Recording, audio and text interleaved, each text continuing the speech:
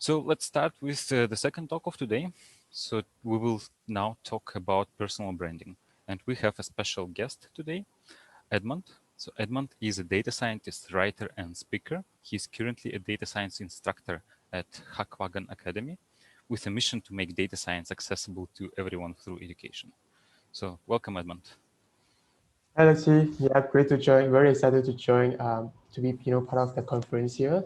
And I really, hope to add values to whoever who are attending the conference here by sharing, some of the experience or even mistakes along the journey that I've encountered. So look forward to that. Yeah, Yes, thanks for coming. sure. So before we go into our main topic for this talk about personal brand, let's start with your background. Can you tell us a bit about your career journey so far? Yeah, sure. It's been a roller coaster, to be honest. But then I started, I think two and a half years ago, so I started off as a physics student. I was from a physics background, and I was when I joined the first internship, the overseas internship back then in Switzerland, and I attended a machine learning workshop, my first ever machine learning workshop, and I fell in love with that. So when I was back to Singapore 2 months later, I self-learned all these so-called different data science concepts, machine learning, and all these different technical and non-technical topics, either from seminars, from conference like this, like what we are doing right now, or from other mentors or reading books. And I found it very fascinating. So this is how I started out my data science journey. And then I moved on to my first full-time role as a data scientist intern. I didn't start off as a full-timer yet because I just wanted to get more experience, to build my portfolio before I started working on the full-time basis. So I worked on a few months for an internship and I started on moving my full-time role as a data scientist. And until now, I joined Hackwagon as a full-time data science instructor. Hope to share what I've learned so far with people who want to learn data science, but somehow they are not sure how to start, or begin that journey. Yeah. Okay. Uh, yeah, that's um, and I guess like that is how to put it. Like helping people to start. This is like an amazing, and this is like pretty on topic for what we discussed today, right? So like, so yeah, so maybe we'll start. Let's start with that. Um, so what is personal brand for you? What does it mean for you? I see. I think this is a very broad definition here, but to me, personal brand is really just more than getting followers. I think this is some vanity metrics that the last thing they want to do, right? When you start building your personal brand. But to me, really, it really boils down to sharing your expertise, as I said, your experience, your knowledge, or even your mistakes along the journey in your career so that you can help more people. And at the same time, the byproduct of doing this is that you're starting building your own online presence that people start to know you. So for example, if you go to LinkedIn, you might not know or even aware of that some recruiters or employers from other companies or people who are hiring, they may notice your profile. So this is how you start building your personal brand, getting people to notice, while at the same time you are sharing what it is that you love to help people. And I think throughout this so-called personal brand journey, this is the most fulfilling things I've ever done throughout my career. Yeah. Mhm. So, in your opinion, this is like the most like the one of the applications, or like how to say, like with personal brand, you become more visible on social Exactly. media, right? Yes. And the reason you might do this, as I understood, like let's say when you are looking for a job and you want to get noticed, right? And this is how people get started with their own personal brand, right? So Yes. they want to get noticed, so they start being active on social media, and then hiring managers see them, reach out, or maybe when you apply for a job, they say, okay, I must have seen this person in social media, and then they immediately Yes. get prioritized. Is it like that? Exactly. And this is, to me, one of the most effective ways to differentiate yourself as a candidate when it comes to job searching. You can imagine if you just like other people, just submit your resume to hundreds of other resumes out there, it is very hard to differentiate yourself. So if you have a strong personal brand, that really tells a lot. Yeah. And is it a synonym for online presence, like a strong personal brand, like being active on social media, or there is something more to that? I would say online and offline. How you are perceived online is how you are perceived offline. So this is how people notice you. I mean, first impression matters, right? How people perceive you online will bring it to offline, and when they meet you, your impression will still be there. This is how we see. And so I think this is both kind of channels for personal brand. And we need to do it consistently. So it's not like you just share your stuff once in a month or once in a week, but you have to do it consistently, long time. So I will always tell people that building your personal brand is not like a one-time goal, but more on it is a consistent commitment, right? That you need to do and to share so that you as a person, as an individual, your presence is always on top of other people's mind. So when they have some opportunities, immediately they will think of you and they will contact you. And this is how you get more opportunities. And we all know that getting more opportunities, meaning that we can get a better chance to go to a next level in our career. Mhm. Yeah. So it means you need to be, like, I don't know if I can say it, like be famous in certain area. When they think, okay, who are people in Singapore who are good at teaching data science? They Yes. immediately think of you, right? So this is a sort of a personal brand, right? So being sort of famous in a certain niche, or am I correct? Maybe I would try to rephrase it instead of being Uh-huh. famous. I would say to be known To be known, yes. to be known as someone that is established in their own expertise. Hmm. Yes. Yeah. So this is how I would define that. Hmm. Yeah. And how do we establish this expertise? Yeah. Good questions. I think everyone has their own preference. So be it writing articles on Medium, right, or be it using a podcast if you like to present using your voice, or be it a video if you like a visual kind of sharing. So everyone has different preference. So to me, I prefer writing and face-to-face sharing. And that's the reason why I become a data science instructor, because I like to share face-to-face, online or offline. So if you have noticed, I also share quite a bit of data science articles on Medium. And I think one of the main reasons is that I love writing like a lot. Mhm. I love sharing my thoughts on writing.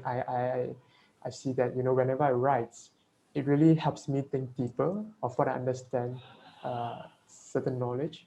And that helps me reflect on a lot of things on myself to deepen my knowledge. And at the same time, I can share with others to help others. So to me, uh, I think that depends on what channel you prefer, and you can go for it. Yeah. Mhm. So for you, you mentioned it was Medium, right? So you started posting Yes. something actively on Medium, and this is Yes. how people noticed you, right?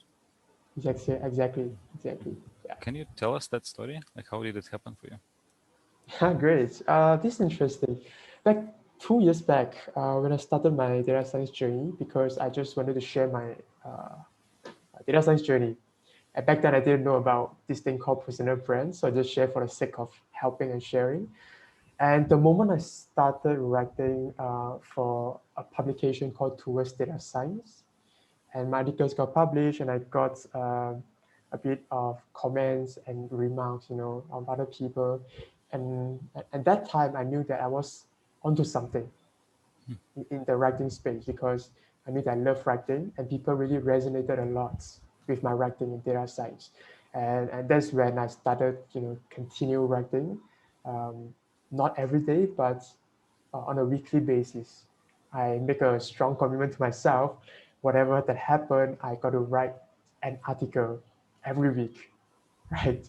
Every Uh, week. Consistently for a few months. So that was how I built up my momentum. You couldn't just write an article like once in a blue moon, and you just leave it there.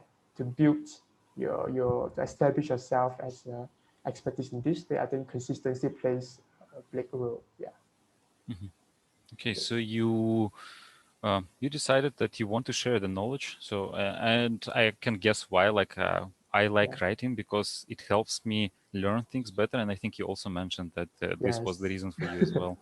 So Exactly. you did that for a couple of months, and this helped. Like it resonated with people, right? They started replying in comments, and you saw, okay, like I must be on something, right? Yes. Exactly. Yeah. And And that was how I got into other.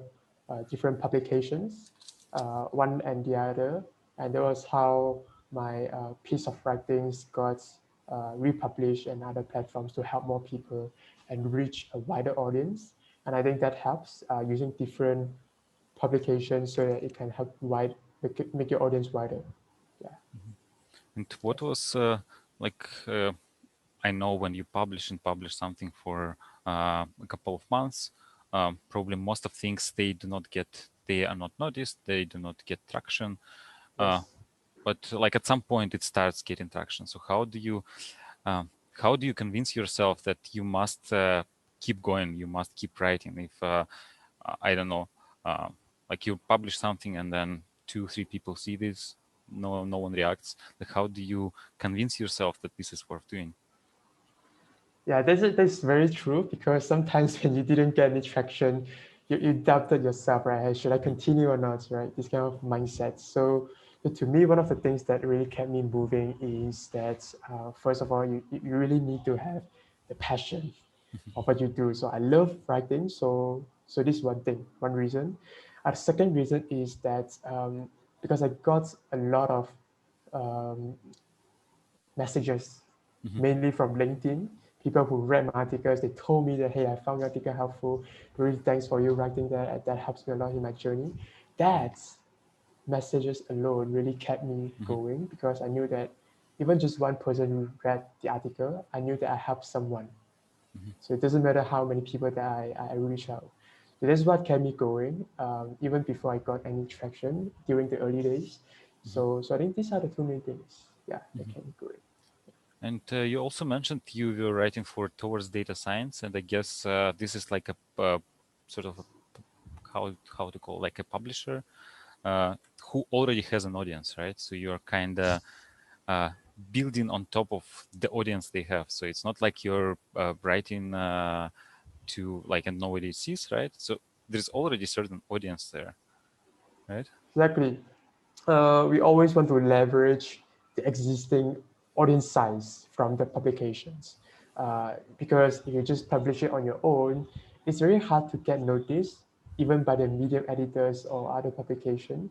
So to me, getting into towards data science is the best decision Mhm. to start for me. Yeah. Yeah. And well, I personally know you from LinkedIn, so this is where I saw you. Yeah. Uh, and not on, I'm not very active on Medium. I sometimes, of course, stumble across in LinkedIn or in Twitter. I stumble across posts that lead to Medium, but typically this is not something I read on a daily basis. So how this transition for you happened from being known on Medium to being known on social media? Cool. Good question. I think I actually did this at the same time. Mhm. So back then when I was deciding, which social media should I focus on, I couldn't be everywhere because there's only one man here. So I decided that I gotta focus on two things. First, Medium. Second, LinkedIn. So I put all my time, all my efforts in these two channels. That's all. So I started writing my articles every week. Uh, this is one thing. Second thing is I decided to make a commitment to post my content on LinkedIn every 1 or 2 days. So 1 week I should post maybe 3 to 4 posts on LinkedIn by sharing my experience or maybe a snippet of my articles or maybe just to share my articles that I've written on LinkedIn. But there was a very, I would say, a struggling process, especially on LinkedIn. It's not like Medium. It's an entirely different ecosystem. So to me, uh, to really get traction in any channel, I would really need to understand how the ecosystem works because every channel has their own audience base, and different audience prefers different formats. For example, Medium is a long form written content, right? But from at LinkedIn, there's a word limit. So I got to write an engaging story within that 1,300 characters, if you know what I mean, right? Mhm. So keep people really understand that, follow the story, and at the end of the story, they need to have some takeaway, lesson learned from the Mhm. post. And I can tell you to generate content is one of the toughest things ever. I think you know that. Yeah, if Yes, you it's share very that on tough. Twitter. Yes, yeah, Uh, yeah, so you started writing on Medium, and at the same time you started writing on LinkedIn at the same time, right? that's correct. Okay. Yeah, because I got an impression first that you were writing something on Medium and then you would just repost articles. And I know Exactly. that if you do that, LinkedIn LinkedIn doesn't like when you share Ah, article yes, links, right? So like when I exactly. share a link, it gets very few views. When I share like a Hmm. story, it gets a lot more engagement. So LinkedIn doesn't like links. And I was going to ask you like how did you overcome that? But I understood that you were also, in addition to just sharing links, you were also sharing your personal stories just on LinkedIn, right? Exactly. Sometimes it could be different format of content beyond just the articles itself. I also share, like you say, the personal journey. It's nothing that is related to data science, but something that's personal, right? Something that is inspiring, that I find inspiring. I want to share with others. Also, you could share a bit of your data science stuff that I share. Sometimes just something random or funny that I found it, Mhm. right? So I think in terms of giving content to help other people, it doesn't really need to be always related to what you do. It could be something personal, something career related, something inspiring, something sad, sometimes something that you can just share some quotes to motivate others. You will know because somebody who is having a hard day, they read your stuff and they find it helpful, and this is the impact, and I love that. Yeah, Mhm. yeah. Yes, I can totally relate to that. But I'm also curious to know, like, because you said that people don't usually do this for the sake of personal brand, and you didn't even know that there is a word, that there is like a term like that, personal Yes. brand. So just did you just wake up one day and realized, okay, I want to share on LinkedIn and Twitter? Oh, no, sorry, on LinkedIn and Medium? Or how did it happen? Like, how did you think, okay, I need to share and I need to be consistent and I need to post once per week on Medium and 3, 4 times per week on LinkedIn? Like, how did this process happen to you? Like, what led I see. you to this decision? Yeah, great question. In fact, before I started sharing any content on any channel, I was following a lot of other so-called data science mentors. That was way before 2 years back, um, and and they share a lot of content. And that time, I just started joining and being active on LinkedIn. I didn't post anything. I just read whatever they post on LinkedIn, right? The content, and I really found it very helpful. All the stuff, I would say, 70 to 80% of data science knowledge that I learned, not from Mhm. the book, but from LinkedIn, to be honest. And that's when I realized LinkedIn is just not, it's not just a job search platform. I think there's Exactly. much more than that. It's even beyond what people would think, hey, I just throw my resume on LinkedIn to find a job. And this is not what I thought back then. And I think that LinkedIn is a perfect platform to network, to learn from each other, to share what you have, and this is why I love LinkedIn. And I started sharing more of the content instead of being a consumer on Mhm. LinkedIn. I want to be a producer to help other people, creator on LinkedIn. Okay, so that was how I started being active on LinkedIn, and I realized that the data science community on LinkedIn is super helpful. You can just ask a question, should I learn Python or R? You will see a lot of comments down Of there to course, tell like if you, you ask yeah. that, then it will be a very heated debate, Of right? course, it'll be you would probably trigger a war, right, in the Yes. comments. But you can see how passionate people are, right, on LinkedIn in data science space. And that's why I love that. And I love to share. It's the thing. Yeah. Yes. Yeah. I remember for me, it happened like I just one day I gave a talk or something like that, and I shared the Yeah. presentation slides on LinkedIn, and it just went crazy. Like I don't know, like to me, crazy was like 15 likes or something. Yes, yes. Yeah, I Yeah, knew and that. then this is then I understood. Okay, like there is something to that. Like maybe if I next time I give a talk, I again share something, or I write a post, and then like people started to react, and I saw like engagement, and this got me hooked. Was it Mm. similar to you? Like, Yeah, I think you mentioned it correctly. Like, uh, it's not like every post will go viral, right? The moment you started noticing certain traction, for example, your case, 50 likes, and then you realize, oh, maybe I should post more useful content and that will engage other people and people find it helpful. And this is how I felt that sometimes when I posted, I felt, did I really add any values? I doubted myself, right? Every post. But then when I realized some of my posts really got a lot of engagement, people commenting down there and sharing with me that they found it helpful, that really motivated me a lot. So that's how I felt and got started and really post content consistently on LinkedIn, even nowadays, to share that I make up my mind to share content at least 3 to 4 times a week on LinkedIn. Maybe not so uh, frequent on Medium nowadays. I seldom write on Medium nowadays because of my work commitment. But LinkedIn is still my favorite channel. Mhm. Yes. Yeah. And I imagine that writing a full post on Medium just simply takes more time, right? And Yeah. on Correct. LinkedIn, you can just quickly draft something and then see if the idea resonates with people and then convert it to an article. Yeah. Correct. Yeah. Do Exactly. you do that? Exactly. Or Yes. I actually how I put out content for me is I'm not sure if you heard of that. It's called Hootsuite. It's a platform for people to write, to Mhm, schedule their content. So to me, I don't really prefer writing a post every single day because that mhm, is very time consuming. I would just chunk out maybe 1 or 2 hours time on weekend. And within these 2 hours, I'm going to generate all the ideas that I have to make it a bite-sized content that I can share on maybe LinkedIn or Twitter and just schedule it right away throughout the next week. So mhm, this week, I'm going to generate some contents and schedule it to be out next week. mhm, So this is my workflow, but this also saved me a lot of time to make it much more productive. Because if you imagine every day after work, evening, sitting at home, and you're going to think through what content you need to book out, you spend like half an hour there.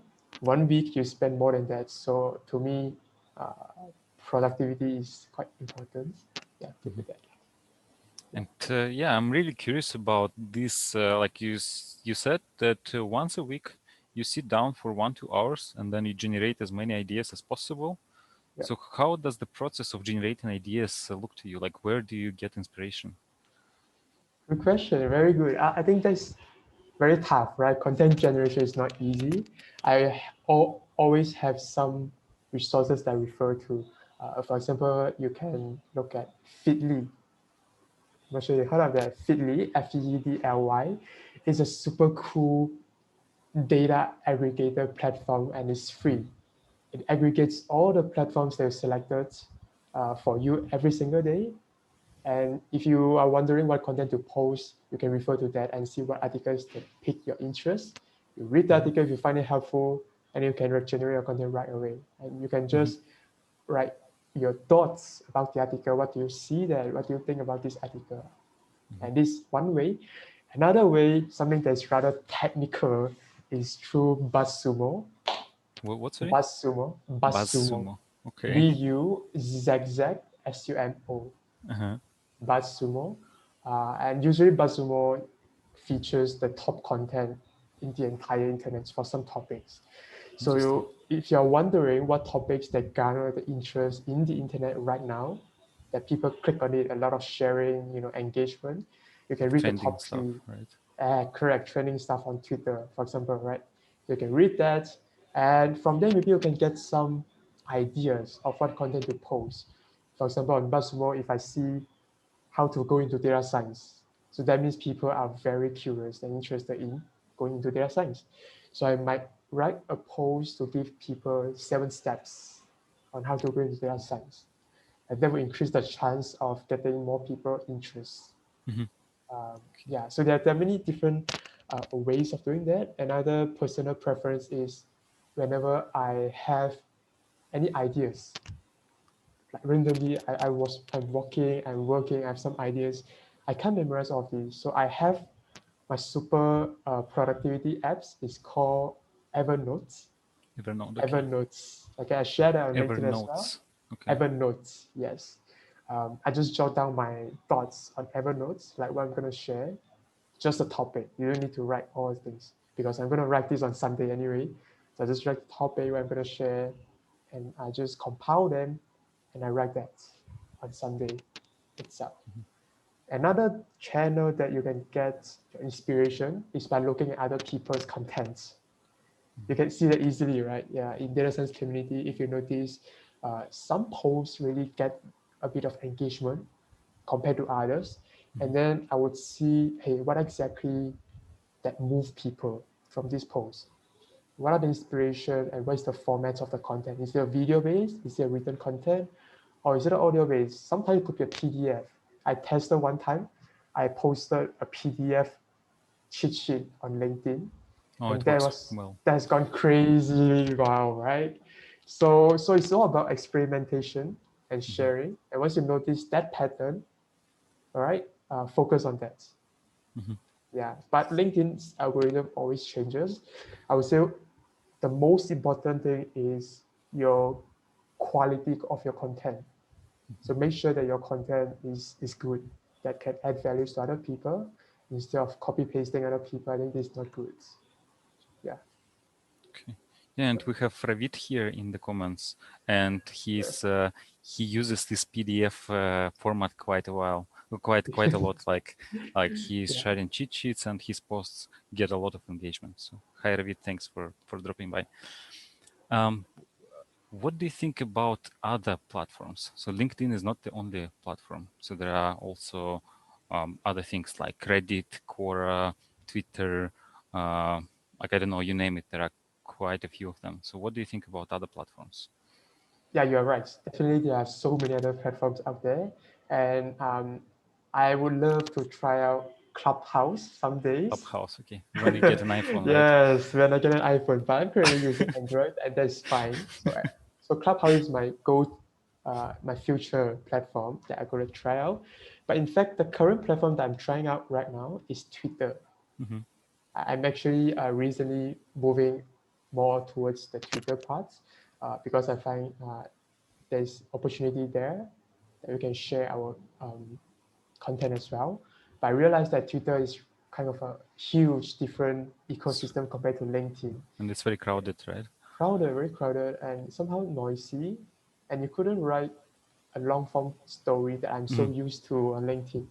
So every time when I want to share something, I need to really restrict my word counts, or I just keep it into multiple threads.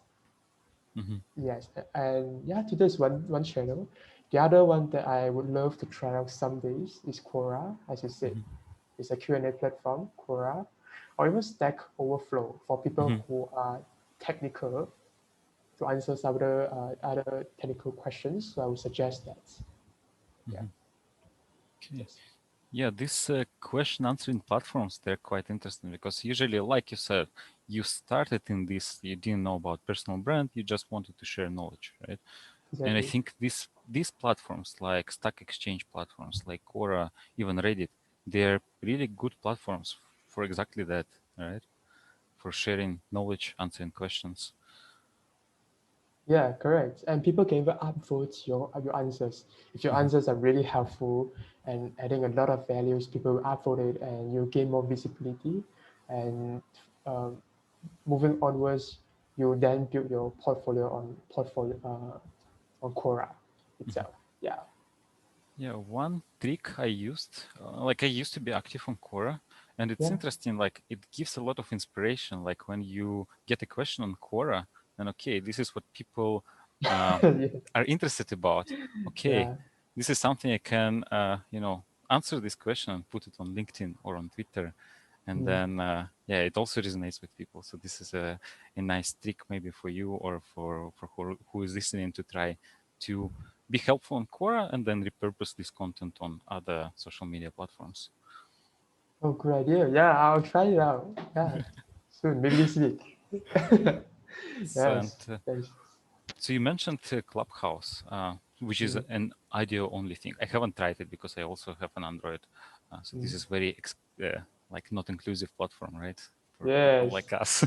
But it's audio only thing, and podcasts are also audio only, right? So well, sometimes now podcasts are with video, like this one we have right now. It's on YouTube, but we will also release it as audio only version.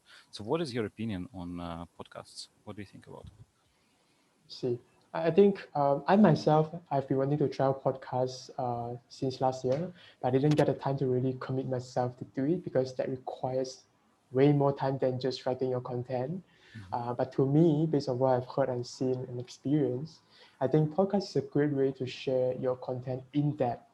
Like if you can have 15 minutes, half an hour, 1 hour podcast with someone, uh, with one guest or few guests discussing certain topics, and you guys can just share your opinions or perspective in these topics, right? And then that really helps a lot for other audience to learn from all the sharing itself instead of just you writing the article sharing your opinion. Sometimes when people listen to different opinions, they may form their own perspective, and that I think would be something that's helpful for others. Mhm. Yeah, So basically, when it's a discussion rather than just one person talking or just one person writing, when there is a discussion, it can be more entertaining and more like how to say more exploratory. Like you can explore one topic by just exchanging opinion and then talking about this. yeah, exactly. And it's a good way to network with Uh-huh. others through Yes, indeed. podcasts. So is it a good thing for establishing a personal brand, like being on a podcast, let's say, as a guest or even as a host? What I would say is definitely a huge opportunity. You can see right now on LinkedIn, so many people are pushing out written form content. Let's focus on the data science domain, right? You can see a lot of written content, sharing their content on LinkedIn step by step with some of the posts. But there's highly unlikely that you'll see someone sharing on podcast about data science in depth unless there are some celebrities podcasts. But usually, I think people just share it in either on articles or YouTube videos, right? So I think podcast is another domain that if you want to build a personal brand and audio is your strength, by all means go for it because I think there's a huge opportunity there to build your personal brand. I like the place where people are not in there and you go in, you do your expertise, your domain, your personal brand, and this is how you get an early game opportunity for that. Yeah. Yeah, but it's also a bit challenging because when you have video or when you write, you can really use all these tools that are available for you, like diagrams, visuals, like you can really explain, like especially in data science when we have a lot of formulas, a lot of code, it's very challenging to do that in audio only format, right? Without any slides, without text. So you really have to be good at explaining things Yeah, for that. and that trains your communication skills. And one of the good things about podcasts or videos is that I think when you have a podcast with someone, you can actually redistribute your content in different formats. Mhm. Let's say today, me and you, we are having a podcast, and there's a camera recording us. So that could be a visual podcast, and we can transcribe it into a written format, share it on Medium, so this one, and you can also share the podcast snippets of the podcast, like maybe 1 minute on Instagram, on LinkedIn, on Mhm. Facebook, on Twitter. So if you have 1 hour long of podcast, you can actually split this 1 hour podcast into 10 different content, right? So I Yes. think this is something that I learned from Gary Vaynerchuk. He talked about Mhm. this. Yeah. Okay. I know he's famous. I haven't really followed him, but yeah, I know so many people actually mention him that like this is where they got inspiration to be active on social media. And yeah, what do you think about? So we've mostly talked about online stuff, being there on LinkedIn, being there on Medium, also podcast. This is something also that is more typical for online than offline. So what about offline world? So how, well, like right now it's of course difficult with the lockdown situation, but I know in Singapore maybe it's less strong, like all the restrictions. Mm. So how can we become more visible outside of internet, like outside of LinkedIn, outside of Medium? What is your opinion? Now, I think because of COVID, we can't really go out to meet many Yes. people every day. But let's assume COVID is not here. Yes. Okay, Let's assume. and I think one of the platforms that I would use, of course, is LinkedIn. How I would usually bring my online connection to offline is through mainly LinkedIn. We have been knowing each other on LinkedIn, maybe commenting on each other's posts, but we really didn't come out and meet. Because I'm in Singapore, usually when I come out and meet someone, I try to say, hey, I would love to have a catch up with you. Do you have time for a little catch up in Singapore somewhere, cafe, right? So this one way. Another way is through meetups. I attended a lot of meetups in Singapore, offline meetups. So in Google, they often organize monthly meetups. So from there, I knew a lot of people and we got to know each other better. And also, this is one way for me to got to know the industry better, like what's going on right now. Now, the other platform that I use, which is not very popular in Singapore yet, is called Lunch. Let me see, Lunch Lunch club. Club. Yeah. Lunch Yeah. Club. Have you heard of that? Yeah, great. Yes, I did. Okay, yeah, I recently just joined Lunch Club, and it's fantastic because uh, I didn't really come out and meet people, but usually we meet online on Zoom or Google Meet, and I Hmm. got to know a lot of people in different industries. Someone from as a lawyer, someone as a designer, someone as an Hmm. entrepreneur, and someone who is still a student. So from there, I learned a lot, not just in data science, and that really broadens my perspective to learn from others. And who knows, maybe in future, you guys may have other business opportunities to collab, Hmm. right? So Lunch Club, I think, is one of the most underrated platforms, but that requires invitation. In Yeah. my Yeah, right. Like So I think Clubhouse, right? yes, yes. So this is good. These are the few ways that I try to bring online to offline. Not all of the online connections, but maybe somebody whom you have known for some time, Hmm. and you just want to catch up and understand more each other better. Hmm. Yes, and Yes. it's basically it makes so the connections we have on LinkedIn, they are rather shallow connections, right? So we maybe comment on each other posts or write something, but like the moment when you meet a person, then this weak connection becomes a strong connection, right? And then usually it's better like for it's like for networking, for job opportunities, or for things like that, right?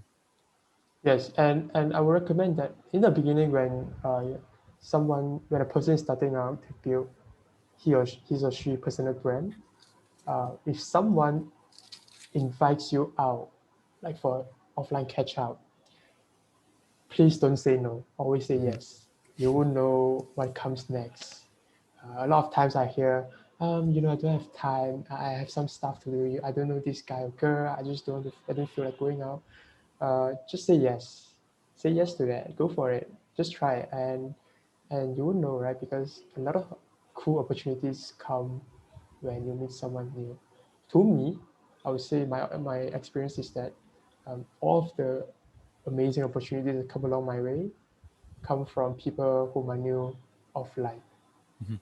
Um, yeah, that I Yeah, brought it but from offline. Yeah. yeah, I'm curious, like for people who are not extroverted, like who'd rather not meet people and sit, in front of a computer and Mm, talk, or maybe like only like talk with close friends. You know what I'm talking about. Like yes. how they can, and I know that I'm also that person. Like at least I was. Like for me, it was very difficult to talk to people. Like when somebody invites me on one-on-one in a cafe Yeah.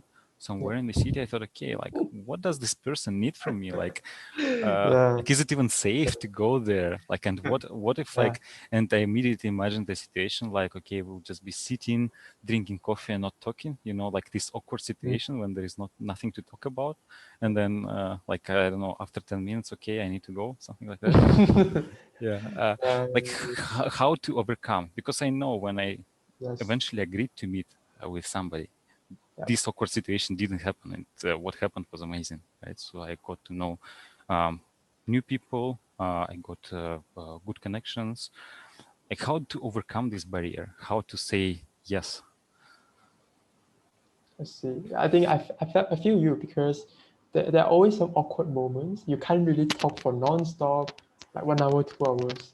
There's always some sort of silence, and people by nature hate silence when they are with other people. So to me, I would say maybe two things here. One thing, this is just based on my experience, is that um, being vulnerable as you are. Like if I meet someone, I wouldn't mind sharing some of my weaknesses to them, you know. I just share, I really don't know this. And by admitting, I don't know this, people are more open up to share what they know to help you. And people by nature are always willing to help. You just need to give a chance for them to help you. And how to give a chance is by being vulnerable. Mhm, And this is how we connect easily by opening up our door. But the first step is to open your door first. mhm, So being vulnerable is one thing. Second thing is try to think some of the common topics that we can relate to.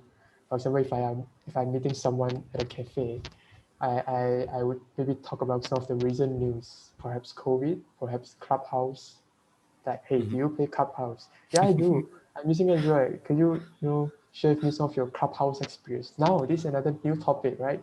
Something that the person is interested in and you're curious to know. So there's mhm. a exchange of information there, and I find it very interesting. Yeah, Okay. yes, Yeah. Well, but there is not like it's not just about one-on-one meetings in the yeah. offline world. So we can also go to meetups, not just as visitors, not just as guests, but also as speakers. And if we talk about personal brand, then this is maybe a more scalable way of establishing offline personal brand, offline presence, right?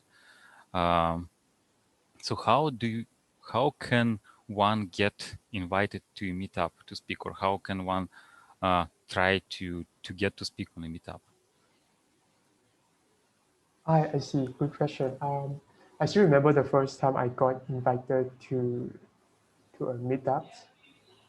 It was in a bank. I wouldn't imagine I would go in and just talk. And what really scared me the most is in the meetup, most of the people were from a big company. And I was speaking side by side with another CTO of that big company. And I was like, oh my God. I was not the first speaker, I was the second one. So the first speaker spoke a lot. I was like, oh my God, am I going to share what I'm going to share? Is people going to listen to me? So this is something that I was fortunate to join. But I think to me, the first time I got invited is because I knew the person through LinkedIn. Again, I got this connection offline and we met over a few times. We got to know each other better, maybe through some collaboration. And the people know you better, and people will start, noticing you, inviting you when they need a speaker. So this is more on a passive way. You're waiting someone to approach you. A more active way that I would say is try to look out for other conferences. And I think currently due to COVID situation, there are many virtual conferences that you can go. So you can just Google search for data science conferences like Data Talk, like today conference, or maybe like what do you have? Different data conferences like Data Catered by kids, right? So different conferences they also need speakers. You just need to try to ask, hey, Mhm, I have this expertise and I really love to share this topic, stuff like that to add more values to your audience. Do you mind or do you have any other vacancy for that? And I think people will be more than willing to give you a chance if you just ask mhm. for that. Okay, that's.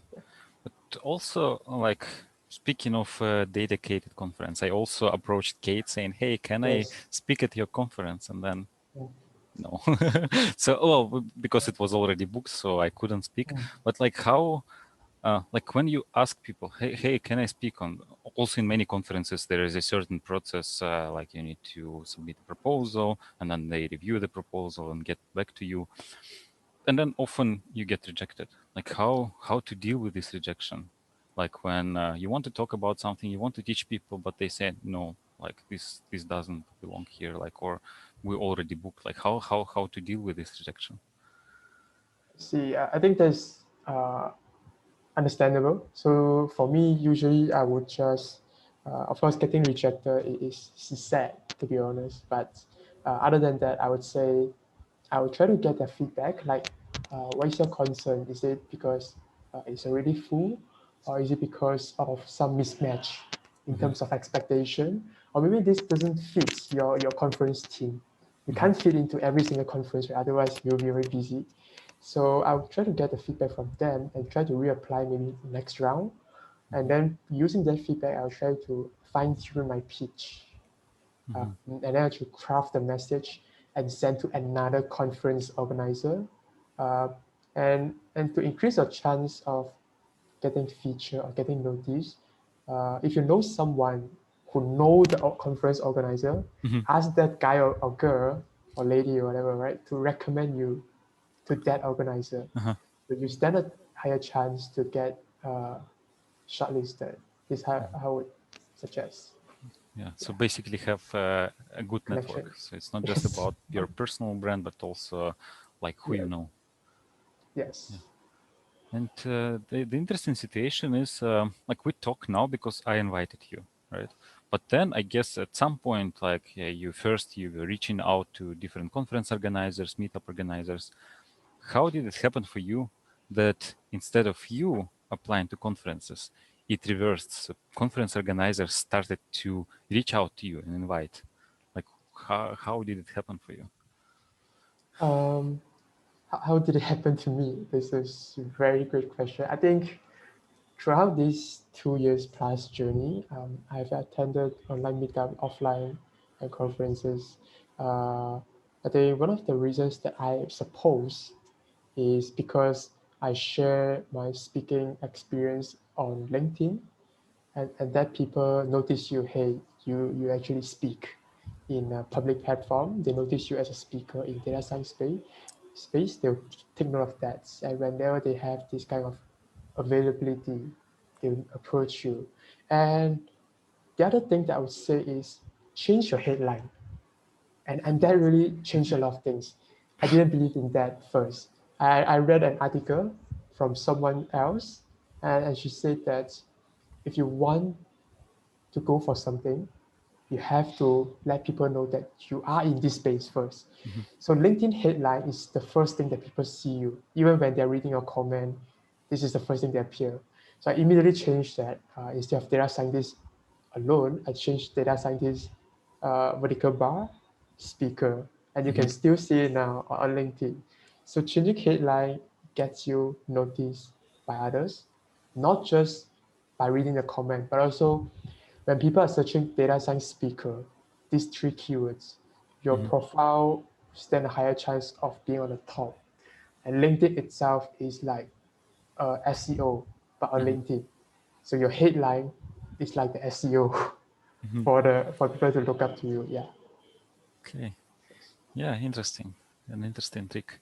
But also, I guess for you, like for you personally, and this is something we talked about at the beginning, like what is personal brand? It's being known in a certain niche. And when I was looking for speakers for this conference, I thought, okay, career session. I need somebody who can speak about personal brand. That person might be, and then I thought of you immediately. So this is the power of a personal brand. Like, who has who is talking about personal brand in the data science space? And for me, your name immediately popped up. So this is like I'm a glad good it did. example. This is a good example of a Okay. good personal brand. Oh, I didn't know that. Okay, I'm glad I did. Appreciate it. Appreciate it. So I did. Yeah, glad I shared it. And I think personal brand is something that is underrated. I mean, in most, it's even not just data science, but in general, right? People tend not to share with other people in terms of their experience, especially in Asian countries. We are very reserved, we are very conservative, we don't like to share. So I would always recommend people, hey, just share, right? Just share, let people know. But people tend, which is understandable, people by nature tend to scared to be judged, and we all Mhm. are afraid of being judged. And I think you just need to accept that, embrace it, and to share by share with the mindset that you want to help. Yeah, and you're free from that. Yeah. Yes. Yeah, because we actually, this is a good topic because we have a question in Slider. How do you get the confidence to write when you learn data science yourself? So, and this, like, this is what you just talked about. Like, okay, I wrote something and then I need to press this post Yeah. button. And then I immediately think, okay, now when I press this button, Yeah. it goes live. Everyone will see it and everybody will think, okay, this person has no idea what he's talking about, right? So, uh, yeah, this is like, how do you get this confidence, especially when you know that, let's say you're just learning data science. You know that you're not an expert in field. You know that you might be mistaken. How do you convince yourself, have enough confidence to press this pause button? Yeah, I definitely feel that. In fact, if you read some of my articles at the comments there, I do get a lot of these disagreements. And in fact, I make a lot of mistakes, not just grammar mistakes, but data science kind of technical mistakes. And I admit that. I admit that because I'm not experienced enough, and I do share it for the sake of sharing my experience and telling others. Now to get the confidence to share, to press that publish button, is that don't write to impress or to show people how good you are. Like if you write just to show people how good you are to impress others, I think that's not a good reason to write at the first Mhm, place. How I would say is that write because you want to share and help others that has been through the same struggle as you are, mhm, right? Because when you write with the mindset of just helping, it doesn't matter whether people criticize you or not. It's because you just do it out of goodwill, right? You don't mhm, do it to impress others. So that really gives me a strong boost, in mhm, confidence to write. And even I got a lot of different comments and I still mhm, write. And that's fine because we all learn from the process. Yeah. mhm. Yeah, and maybe on LinkedIn it doesn't happen as much, at least to me personally. Like when I share, the community is more, like how Positive. to say, friendly. Yes. But on Twitter, like it's sometimes like just Wild West. Look, because on Twitter you can be anonymous, right? Yeah. And then people Mhm. write on Twitter like a lot of nasty stuff, like you don't know anything, like who allowed you to write on Twitter, and that is demotivating. Like next time you want to write something, and then you think, okay, like should I press this? Like, do I want to get these kind of comments? Yeah, this is like how do you develop like this thick skin that these comments do not get into you? Do you have I maybe see. an idea how to do that? Uh, Usually, I would say there are different approaches depending on who the individual is. But I would say to best deal with these negative so-called comments, try to engage them. I try to understand where they are coming from. I do receive this from time to time. I just reply the comment, Mhm, okay, with that, understand that, and thanks for sharing, and I really appreciate that, and stuff like that, and see where you can improve on, instead of going against them. I think this mhm, is, you're holding on to your opinion. Everyone has their own opinion, and nobody deserves that the opinion is always right. Nobody's perfect.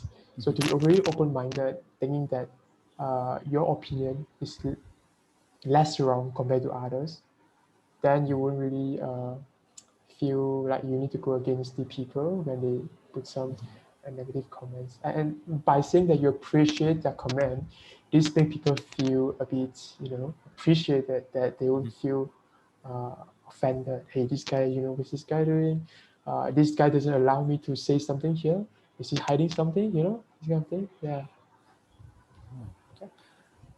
Yeah, indeed. So it kind of like the energy may be negative. Maybe the person is trying to start like a flame or whatever, like a flame war, but like you're turning this negative energy into something more positive, right? And then Yes. maybe you will have a good conversation. We have a related comment about imposter syndrome, and I think this is what stops us from clicking that publish button, right? Like how, and I imagine that you also have to deal with that. Like how do you overcome, especially when it comes to social media or public Yeah, speaking? How do you overcome that? exactly. Yeah, thanks for sharing. I think I do face this from time to time. I always admit that I'm not good. I'm not a technical person. I tell people, even to people who are close to me or people who are not so close to me, that I say, um, I'm not a technical guy. If you ask me about machine learning in general, deep learning in general, I can answer that. If you ask me something that's very technical in deep learning or machine learning, I would say I don't know, because I'm not an expert in this space. So to go back to your question, sometimes we do face the imposter syndrome, but how I overcome it is by understanding me myself better. What am I good at? What am I not good at? And one of the quotes that I love, uh, as mentioned by Jack Ma, is Mm-hmm. when people say you are not good, you need to think whether you are really that not good. When people say you are good, you need to think twice, that are you really that good? So this is how I keep my balance, not trying to be too overconfident when people say I'm good, or not trying to be too depressed when people say I'm not good. Mm-hmm. So yeah, so this is how I overcome that kind of syndrome. Mm-hmm. So just yeah, realizing you are who you are and Yes, just living with that, right? self-awareness. Yeah. Be really self-aware of your strengths and weaknesses by thoroughly analyzing your entire story, your career story, where you come from, what have you come across so far, what have you learned, what are the mistakes, and what are your strengths. Yeah. Yeah, I also want to talk a bit about your teaching experience because I think this is quite connected to uh, the topic of personal brand and Yeah. to the topic of today's talk. Like we talked about sharing knowledge a lot. Um, like sharing knowledge, being a teacher, is it a good way of establishing personal brand? Like being a teacher and then just going there and started um, putting courses. Uh, this is probably the best way of doing that, right? I see. Are you referring that to build an online course to teach someone? Is that Yes, something that yes. you're referring to? Like you just go there, and I imagine that this is something you also do because you're an instructor in some school. We will talk about this in a Mhm. bit. Um, yeah, and you want to become maybe like establish a personal brand and teach people. Like just go on LinkedIn and starting uh, like with the idea of teaching, like let's say teaching data science or something like that. Yeah, yeah. So I think definitely that helps teaching, especially if you're able to build your own online course that Mhm. could scale up right a bit, a lot. So if you are able to build your own online course and to teach by sharing your expertise, that doesn't just generate revenue for you, but also that builds your personal brand at scale. Right? People and grow in your platform, and people know you.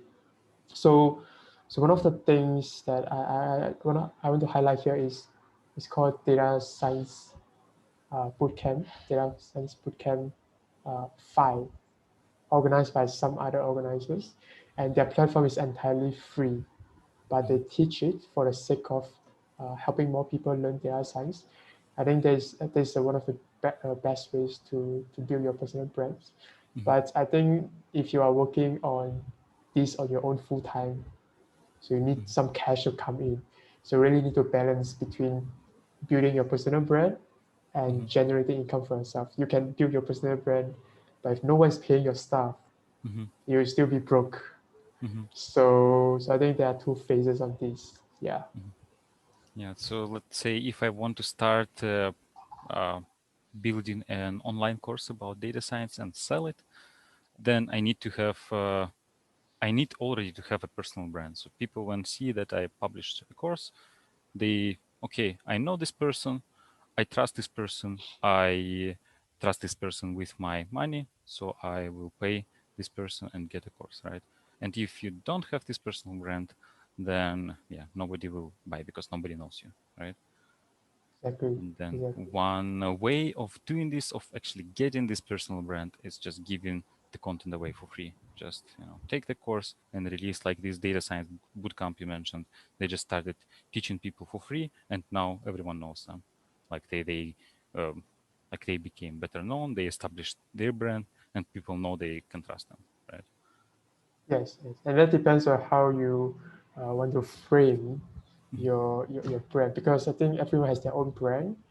We just couldn't copy other people's brand. One thing to add on here is to build your own personal brand. You really need to know what you stand for. Like, are you standing for, or what are your values, right? Is your value consistency? Is your value serving other people, right? Is your value hard work or whatever? So once you know your values, there's no question that you couldn't build your personal brand. And if you build your personal brand for the sake of building it, somehow, somewhere, someday, you might be very confused. What am I doing here? Mhm. What is the brand I'm standing of, right? So I think corporate brand and personal brands are very similar. Apple, they're in innovation, think different. So this is the brand. Personal brand, what are we really believing? To me, I really think that serving others, sharing, right, is my value, what I stand for. So whenever I post content online, I know that I want to help, I want to Mhm. share. I could be wrong, but just admit that and I improve on that, right? So I think this is something to note. Yeah. Mhm. So, and this is probably like having these values, realizing what these values are. This is what helps you to click that publish button, right? Because you know Yes. why you're doing this. You know why you click this button, and then it makes it easier. Exactly. You just hit the point. Know your why, right? If you don't know your why, there's no way that you can do it in long term. Mhm. So if you just do it for the sake of doing and you don't know why am I doing this at the first place, and Mhm. someday you may just question yourself, am I doing the right thing Mhm. or am I not? Yeah. Okay. And I know that you also have a course about personal brand. Is it something that, like, establishing, like coming up with your own values and things like this? Is it something that you cover there in the course? Yeah, in this course, I do cover two main things, actually platforms. One is Medium, my Mhm. favorite, and my link and LinkedIn. Essentially, I deconstruct the whole things, how to show you how you can build your personal brand on Medium and LinkedIn, and how to polish your portfolio on LinkedIn as well. So for someone who is new to Medium and LinkedIn, I also help them build their Medium profile, how to publish your content, how to schedule your content, what content to post. So some Mhm. of the resources that I share, Feedly, BuzzSumo, I did share that also, but I share that in depth in the course. And finally, I also share some of the steps that I use whenever I publish my content. So it's the content strategy that I employ, Mhm. yeah, to build your personal brand on Medium and LinkedIn. Because I only share what I have been using. Mhm. So yeah, and hopefully to help more other people in this. Yeah. Mhm. And what is the, like you mentioned content strategy, and you said you help people developing this. So what is a content strategy? Yeah, good one. How to find your content with many different resources. I myself have compiled a list of resources that I'm going to look up to whenever I generate content. The few things that I share with you, Feedly, BuzzSumo, this, right? So we look at other people's posts, Quora, my ideas, sometimes from Twitter as well, and Mhm. sometimes from Stack Overflow. Um, and these are just some ways that you can first get some ideas to generate content and to write a good story. There's another skill. It's called storytelling skill. And I've been learning this, how to write a good story to engage other people. I'm still learning this, how to write it and write in a way that engages other people. They want to keep reading your stuff, right? So this is the second thing. The third thing is something that's more tactical. When you should post and how often you should Mhm. post. On LinkedIn, whatever channel, there's always an optimum time to post. And that depends on the demographics of your audience. To me, my best time to post on LinkedIn is 6 p.m. Singapore time. So you always see my posts coming out on 6 p.m. Singapore time. On Twitter itself, I split it into 3 different times, but I'm still testing it out. It's 9 a.m., 12 p.m., 6 p.m. I Yeah, think I do something similar, but I still don't know how to find a good time. So how did yeah. you find this that 6 p.m. Singapore time on LinkedIn works best for you? Yeah, for LinkedIn, I've been testing quite a fair bit. I tested in the morning, nothing happened, like Okay. zero. I tested before lunch, 12 p.m., and it was quite a few engagement. I tested 3 and 4 p.m. People are still working, nobody engaged it. And I tested in 6 p.m. or after that, maybe sometimes 9 p.m., 7 p.m. So 6 to 9 p.m. to me is a sweet spot. And I think one of the reasons is that most of my audience came from either US or India. Mm-hmm. So that fits in their time schedule. When I look at uh, people who look at my LinkedIn, the demographic. Mm-hmm. Okay, makes sense. And how Yeah. can people find your course? Oh, yeah, they can just go to, how can I share the link? Because let me see. They can just type in personal brand toolkits. Um, Personal brand toolkit. yes, let me just I will share it. definitely share this in the Yeah, description. sure. I'll just share it in the Zoom chats. Mm-hmm. Yeah, for that. Yeah, Yeah, I'll share this in the comments. sure. Thanks. Appreciate it. Um, yeah, maybe like a question to me, like always say like it looks glorious, like okay, like develop a personal brand and then you become famous, you become known for a certain thing, people will reach out to you, invite to conferences. But are there disadvantages of having a good personal brand, of being known? Disadvantages, I would say Yes. sometimes I would be too carried away by my social engagement Mm-hmm. because I tend to commit myself to engage other people's posts. So I don't just post content, I also engage other people's posts, liking, commenting, sharing. So this consumes a lot of my times, and I tend to lack of focus on some of the things that are more important. Mm-hmm. So priorities could be something uh, that I need to take note of. And the second thing is that it's time consuming. Mm-hmm. I would say when you start generating content, first time you struggle, second time you don't know what to do, and then slowly you get used to the process of content generation. I think that takes time. Mm-hmm. So I think the most important disadvantage is managing your priority. Mm-hmm. Yeah. Okay, but this is maybe it's not an advantage. Maybe it's like not a bug; it's a feature. Like this is like it's a useful skill to pick up, anyways. Not Yeah, maybe it's not maybe. necessarily Yes. related to personal brand. Like maybe Yeah, it's also useful at work and for other things. exactly. Okay. Well, I think we covered all the questions. So yeah, there's still one question in Slido is how much time you spent on creating and sharing content, and how do you manage time to build a personal brand and actually do data science? So there are two questions. Okay, Yeah, so first so one, how let's much start with time? yes, let's start with the first one. How much time do you spend on creating and sharing content?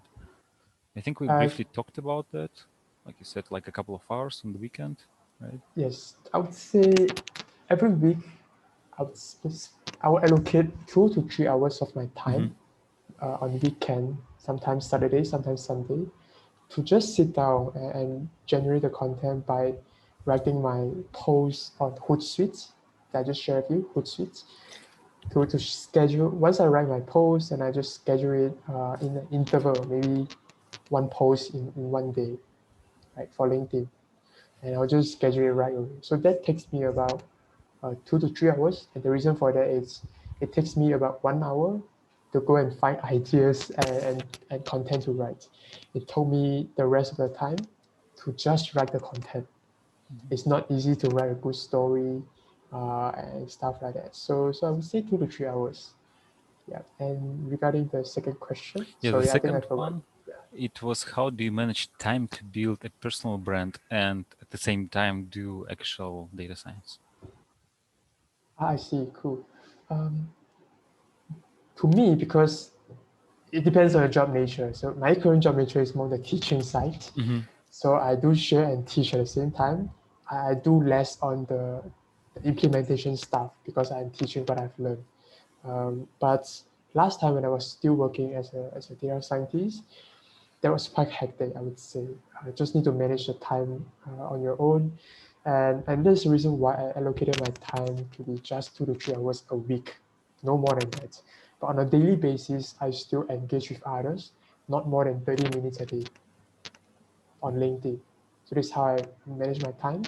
And I would say try to utilize your daytime to engage with others. Like when you're commuting on a train, on a bus, you are traveling, you are walking. Try to communicate with others on social media, and that helps a bit because you don't need to look at your phone when you're working. You don't need to look at your phone before you sleep. So all the things are done in your daytime. Daytime, yeah. Okay. And when people do that, it's probably the best time to post, right? To publish. Yeah, correct. This is when Because when people people yeah, are commuting. yes, Um, correct. so last question: do you have any book recommendation? Well, I do share a few. So first and foremost, of course, I feel like I just need to mention Andrew's book, the 100-page machine learning book. Okay. Yes, just check it out. It's a bestseller on Amazon. I've read it myself, the first edition, and it is really easy to understand. So if you're someone that who are just starting out, but you don't want to read something that's so technical, then go read this book because Andrew really gave a very good intuition for common machine learning models. And this give a strong foundation when you're starting out. And the second book that I recommend is an intro to machine learning. Oh, sorry, not machine learning. An intro to statistical learning. Oh, okay, yeah, from This like like a, from Stanford, right? Like yes, professors from Stanford. this is like a Bible if you want to learn machine learning. I read this book when I was starting out. This is my first book that I read, and that really gave me a strong foundation in terms of how machine learning is built. Essentially, it's just calculus and linear algebra. So when you break this down, the rest will be easy for you. Yeah. Okay. Thanks a lot for taking your time to come here or join us and share your personal story. Also sharing like everything you learned with us. You shared a lot of valuable information, a lot of tips. Thanks a lot for that. And yeah, so it was nice chatting with you. Thanks, Alexi. I really appreciate the time here, and I really enjoy sharing with you and the audience here. So hope you guys found it helpful, and yeah, look forward to joining more of your sessions soon, future. Thanks. All the best. Yeah. Yes.